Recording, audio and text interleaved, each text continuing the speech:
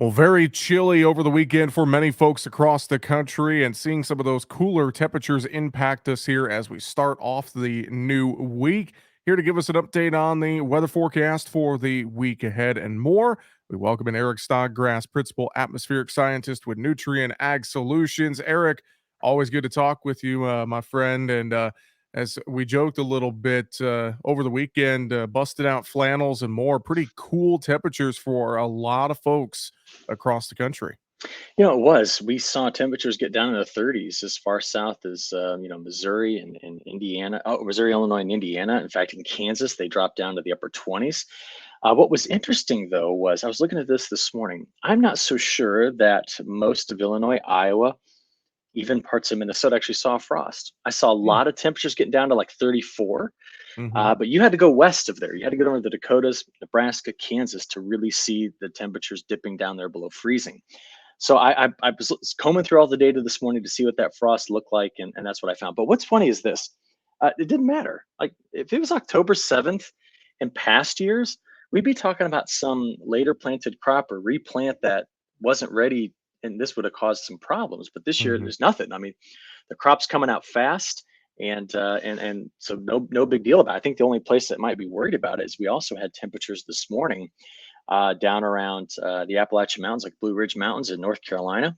And I even saw that the National Weather Service issued a frost advisory Mm. near parts of coastal North Carolina. So that just tells you how far to the south and east this chilly air got. But it's kind of fun. I was talking to a lot of folks over the weekend, and they were pretty happy to see some colder weather come in, given how hot the end of September and the Yeah. beginning of October was. So, yeah, everybody's opinion matters, right? So we just look to see what we got.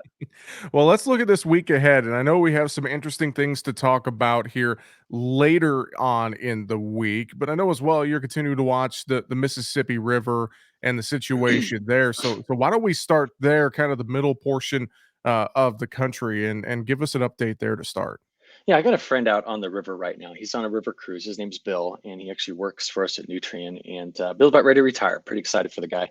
So he's on this river cruise, and he keeps sending me an email every day about places that they're not able to stop because the river's so low.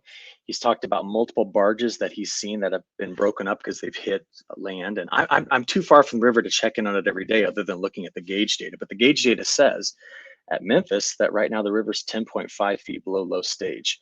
Now Mm. that's lower than it was a year ago. Remember, it bottomed out last year, only about a foot lower than it is right now. And the problem is, you mentioned this upcoming pattern. It splits the lower Mississippi Valley. So it's going to be flooding rain along the Gulf Coast into the southeast. And then the storm track comes into the northwest United States, cuts across the western Corn Belt, you know, this pocket of Iowa, Minnesota, Illinois, Wisconsin, northern Indiana, Michigan. See what I'm doing here? It's not down south where all the rain is going to be. So how much of that water from the active storm track later this week gets into the headwaters and makes it down is limited, right? I mean, just between you and me, last week I had rain right here in my backyard. On Wednesday we had an inch of rain. On Friday, I had heavy moving equipment in my backyard installing a shed, and we barely made ruts.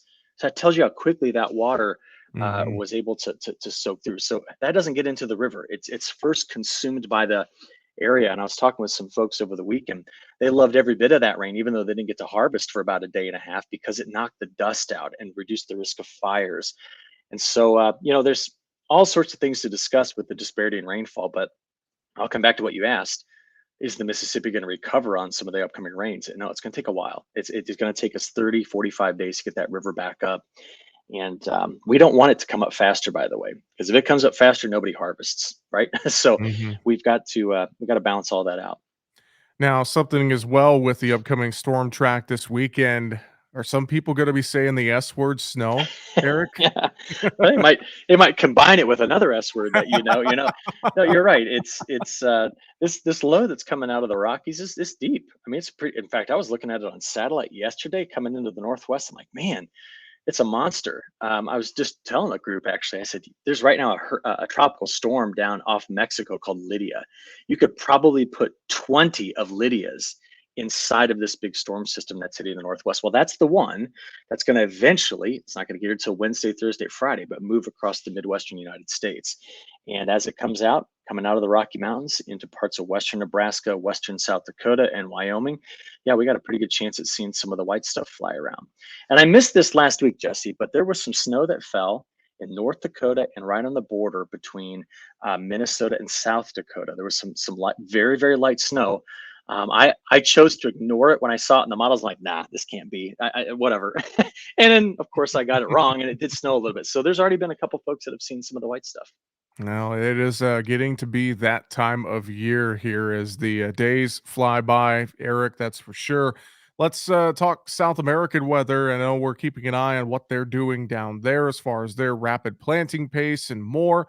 What's the latest you're seeing in the southern hemisphere this week?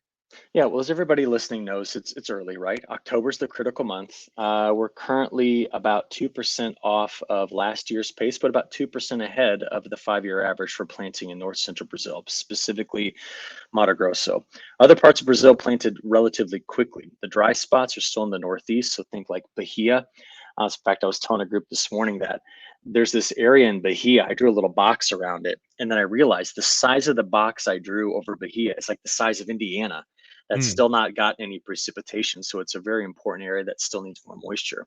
We got flooding in southern Brazil, but honestly, Jesse, the thing that I think we're going to have to start talking about more on these Mondays is we had projected better rains for Argentina this spring, but they're not there. They're just not manifesting themselves there. So we're going to be talking about a continuation of drought stress in that area, while southern Brazil, like northern Rio Grande do Sul, Santa Catarina, Paraná, are going to be seeing flooding.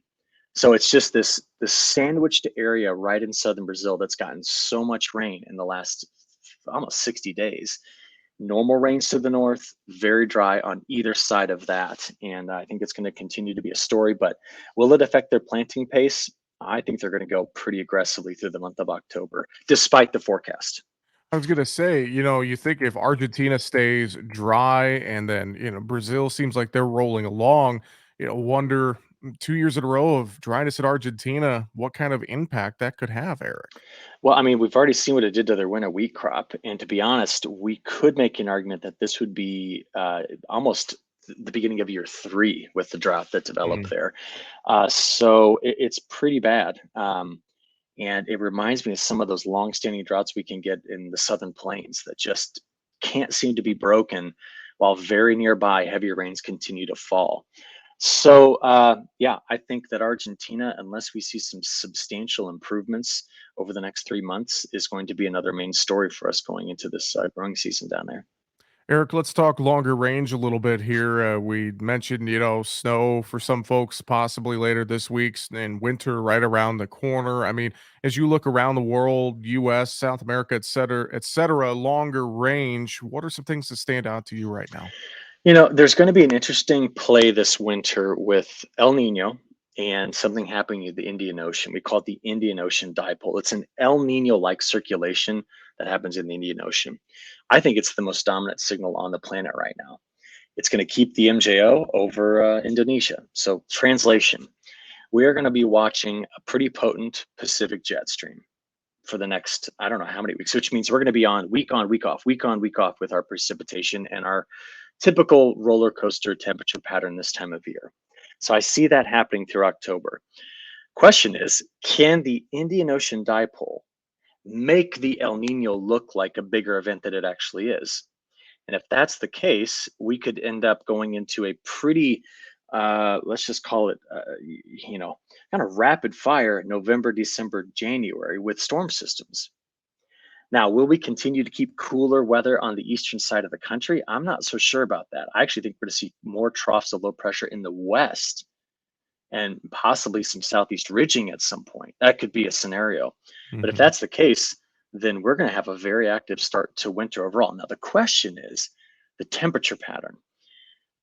El Ninos typically would tell you cooler than normal south, warmer than normal north. I don't think we're going to see that this year. I think we're not going to be split north south. We're going to be split west to east, and that might be one of the more important things for curing the fact that we've got 60% of the country in drought right now. Okay. But you asked about other places. What helps me determine if winter might look like that is Siberia. Now, Hmm. Siberian snow cover in October is a lead indicator on what we think early winter snowpack is going to look like for the rest of the northern hemisphere. And right now, Siberia is not that bad of a place to be. Now, how often do you get to say that? But it's up to 30 degrees warmer than normal there right now. So here we are starting the second week of October, and we're not seeing big snowpack build there. What does it look like by the end of the month? That's going to be critical. And how is Europe tucked in between all of this? Because we are projecting a relatively mild European winter, punctuated with just brief interludes of very cold air. But I have not even known yet what I don't even know yet what the polar vortex is going to do, what the sea ice extent is going to do in the Arctic, what the Bering, all these things are still yet to come. So I would just tell you, anybody that says they think they know what winter is going to do, by virtue of them even telling you, they don't know. so and I'm right there with you. I think we have a lot that needs to unfold before we can make a solid stab at what winter is going to look like. That's Well, it. well, we'll keep watching it with you, of course, and folks can find your latest weather videos, your newsletter, and much more online, ag-wx.com. Eric Snodgrass with Nutrient Ag Solutions. Thanks for joining us again this week. We'll talk to you next week. Yeah, sounds good.